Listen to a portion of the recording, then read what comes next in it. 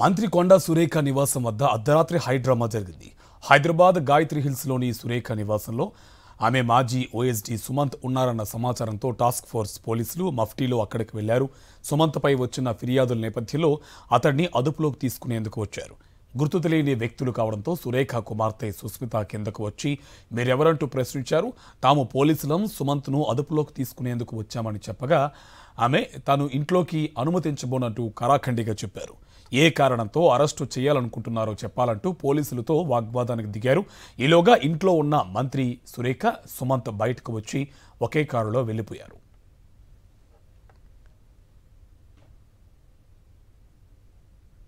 తమపై బురద జల్లేందుకే కాంగ్రెస్ పెద్దలే ఇవన్నీ చేయిస్తున్నారని సుస్మిత ఆరోపించారు.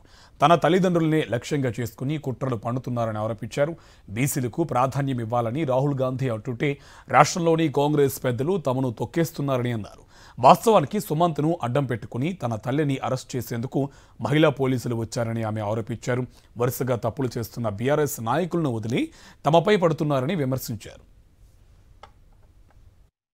మంత్రి కొండా సురేఖ వద్ద ఓఎస్డీగా పనిచేస్తున్న సుమంత్పై ప్రభుత్వం వేటు వేసింది. సుమంత్ను తక్షణమే విధుల్లో నుంచి తొలగిస్తున్నట్లు ఉత్తర్వుల్లో పేర్కొంది. ఈ మేరకు పీసీబీ కార్యదర్శి రవి గగ్గులోతు ఆదేశాలు జారీ చేశారు. ఓఎస్డీ టర్మినేట్ అంశం అంతగా హైలైట్ కాకపోయినా ఆ తర్వాత జరిగిన పరిణామాలు మరోసారి కొండా సురేఖను వార్తల్లో నిలిచేలా చేశాయి. గత రాత్రి సుమంత్ను అరెస్ట్ చేసేందుకు టాస్క్ ఫోర్స్ పోలీసులు హైదరాబాద్లోని మంత్రి కొండా సురేఖ నివాసానికి చేరుకున్నారు.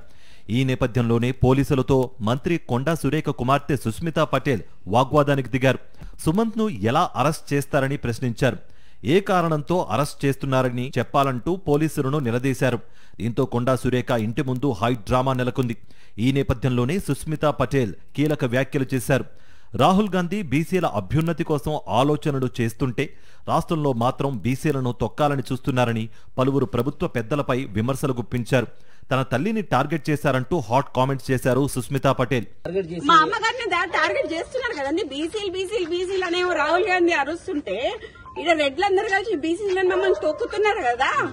ఇప్పుడు ఎక్స్టార్షన్ చేసిండు అని మాకు వచ్చిన సమాచారం ప్రకారం ఏంటి అంటే సుమంత్ గారి మీద అభియోగం ఏంటి అంటే ఉత్తమ్ కుమార్ రెడ్డి గారి హుజూర్ నగర్ కాన్స్టిట్యున్సీలో డెక్కన్ సిమెంట్స్ అనేది ఉన్నది. డెక్కన్ సిమెంట్స్ లో ఉన్న ఆయనని మా సుమంత్ ఓఎస్డీ అతను పిస్తల్ పెట్టి ఎక్స్టార్షన్ చేసిండ్రు అని చెప్తున్నారు. ఓకే, పిస్తల్ ఎక్కడ ఉన్నాయండి? ఇప్పుడు నాకు అర్థంగా ఇదంతా ఎక్కడికి తీసుకొస్తారు అని అంటే మా నాన్నని ఏం చేయడానికి తీసుకొస్తారండి. అయితే సుమంత్ను ప్రభుత్వం టర్మినేట్ చేయడం వెనుక బలమైన కారణాలు ఉన్నట్లు తెలుస్తోంది. ముఖ్యంగా కొండా సురేఖ పేషీలో సుమంత్ షాడో మంత్రిగా వ్యవహరించారని ఆరోపణలున్నాయి. తనకు తెలియకుండా ఫైల్ మూవ్మెంట్ జరగకూడదని అధికారులను సుమంత్ ఆదేశించినట్లుగా తెలుస్తోంది. కొండా సురేఖ శాఖలో డిప్యూటేషన్లు, బదిలీలు అంతా సుమంత్ చెప్పినట్లే జరుగుతున్నాయని పెద్ద ఎత్తున ప్రచారం జరుగుతోంది. ఇక మేడారం అభివృద్ధి కార్యక్రమాల విషయంలో వరంగల్ జిల్లా ఇన్ఛార్జ్ మంత్రిపై కొండా సురేఖ తీవ్రమైన విమర్శలు చేశారు. టెండర్ల విషయంలో జరిగిన గందరగోళంలో కొండా సురేఖ ఓఎస్డీ సుమంత్ పాత్ర ఉందని, మంత్రుల మధ్య విభేదానికి కారణం కొండా ఓఎస్డీనే ప్రధాన సూత్రధారుడని తెలుస్తోంది. సుమంత్ తలదూర్చడం వల్లే మంత్రుల మధ్య విభేదాలు తారాస్థాయికి చేరాయని చర్చ జరుగుతోంది.